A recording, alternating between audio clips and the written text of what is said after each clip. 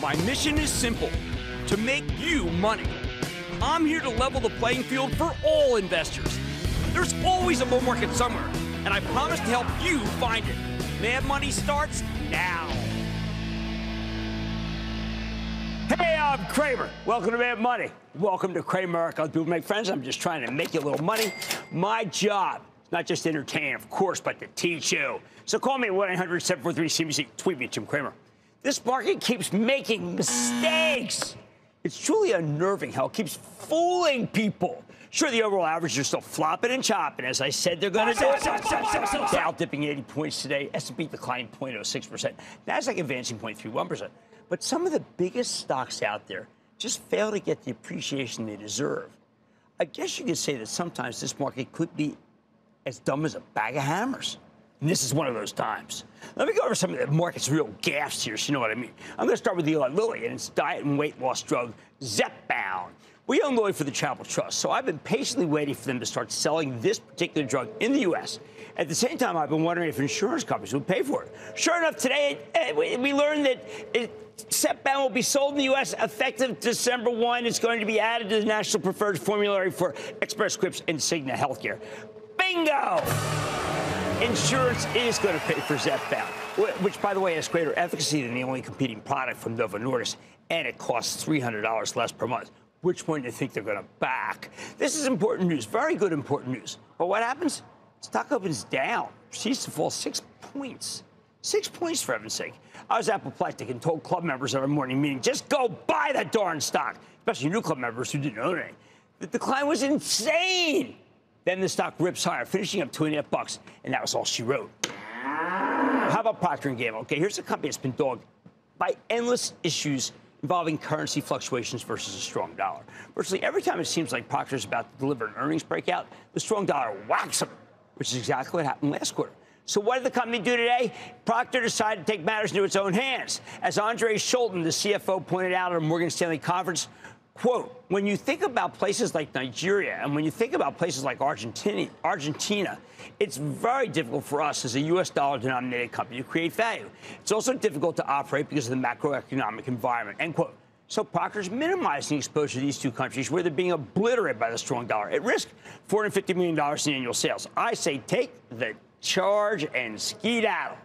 We own Procter for the Travel Trust, and we've been hoping they would do just this. Yet what happens? The stock fell 3.5% today. The company had a $1 billion currency hit this year. That has to come down. The same thing happened, by the way, I looked it up, 8 years ago, Venezuela. They just kept getting killed by Venezuela. Boom, they finally decided to pull out, and the stock, it gets crushed. But when the smoke cleared, it was clear sailing higher for ages. Now, it's true also, Procter told us China remains a problem with their business. It's going to get weaker before it gets stronger. But what's plagued this company endlessly, why it keeps missing the numbers, is sticking with countries where the currencies are constantly being devalued. I'm not really missing the numbers, but just not doing what I want, okay? Today's action is terrific, but the stock, it's wrong. Procter & Gamble's a buy. Oh, then there's Apple. All right, now this is the biggest of the big. The market can get even Apple wrong. The stock opened mostly flat, down $2 as part of a market-wide decline. Even as Bank of America said today that their App Store plans are ahead of expectations. And Han Hai, also known as Foxconn here, said that it had the second best November ever, up 18% year over year. While Apple's notoriously circumspect about which companies it uses to build cell phones, we know that the strongest Foxconn division cited is the one that makes the iPhone. Wall Street research has been hyper-focused on how many days it takes to get a new cell phone. The longer the wait, the better it must be selling, they say. But what if Apple's simply making enough phones to meet strong demand? What if lead times are a bogus way to judge how the company's doing? Like with Lilly, the market came to a senses and Apple stock reversed, only finishing up nearly $4.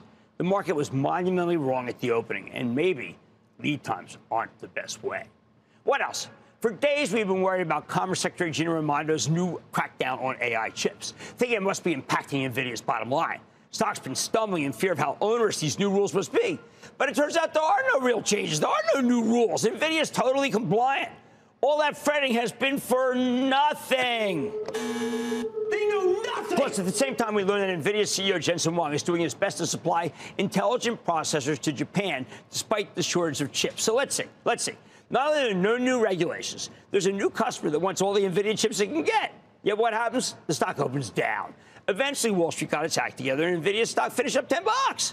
But the head fake at the opening misled a lot of people. That's why, like Apple, I say, own it, don't trade it. All right, how about the crazy action in the stock of Disney? Last week, the House of Mouse restored its dividend, something that people were clamoring for.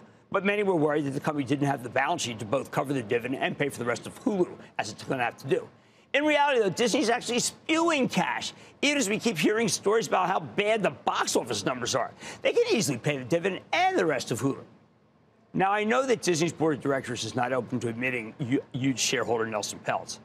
But I also know that proxy fights can be very good for shareholders, and that's what Peltz is going to bring this party. The stock is way underperformed. Shareholders have lost a huge amount of money, and Peltz, who controls $3 billion of stock, has an awful lot of skin in the game.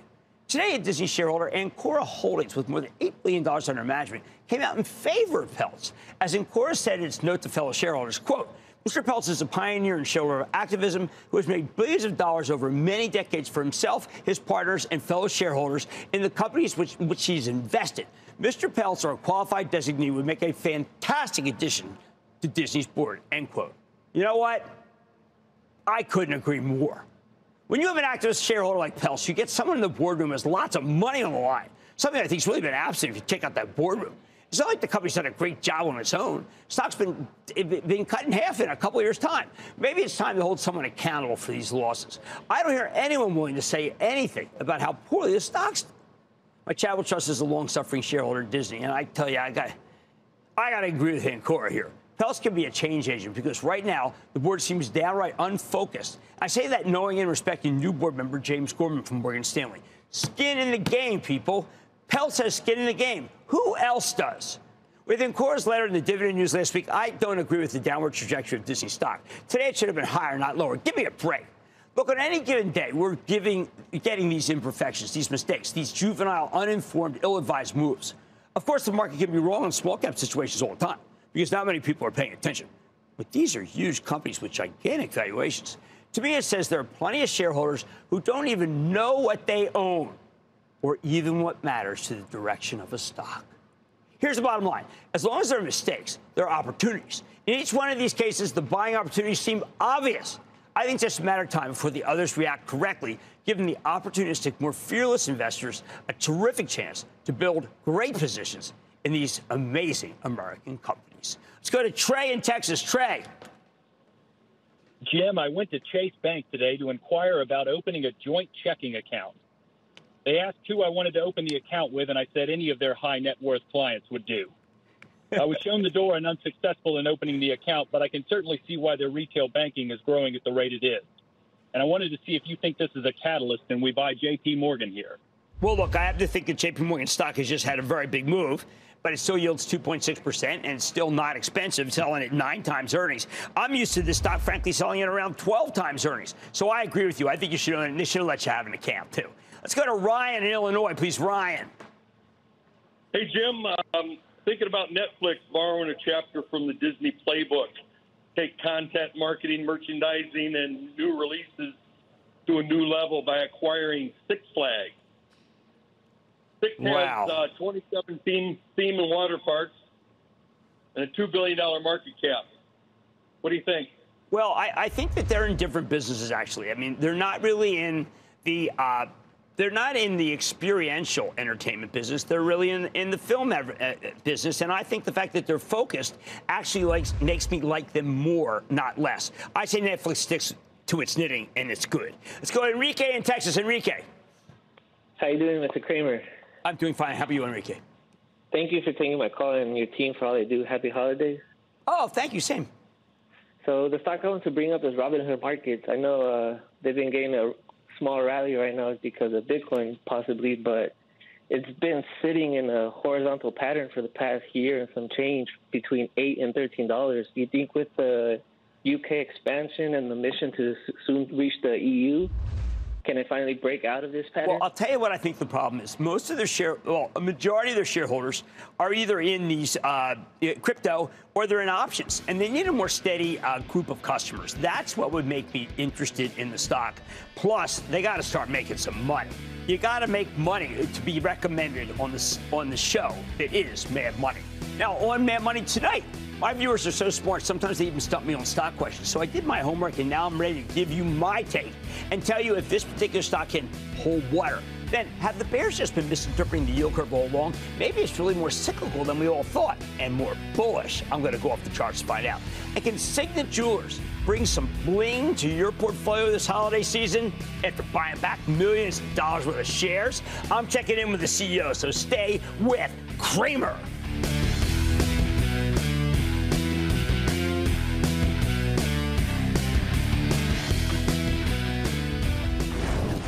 Don't miss a second of Mad Money. Follow @Jim Cramer on X. Have a question? Tweet Cramer. #MadMentions. Send Jim an email to madmoney@cnbc.com or give us a call at 1-800-743-CNBC. Miss something? Head to madmoney.cnbc.com.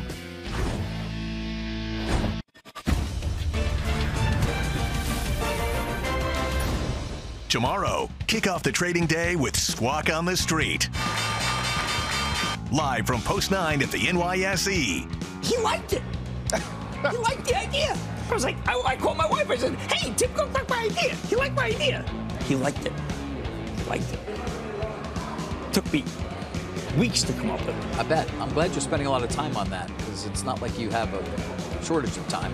It all starts at 9 a.m. Eastern.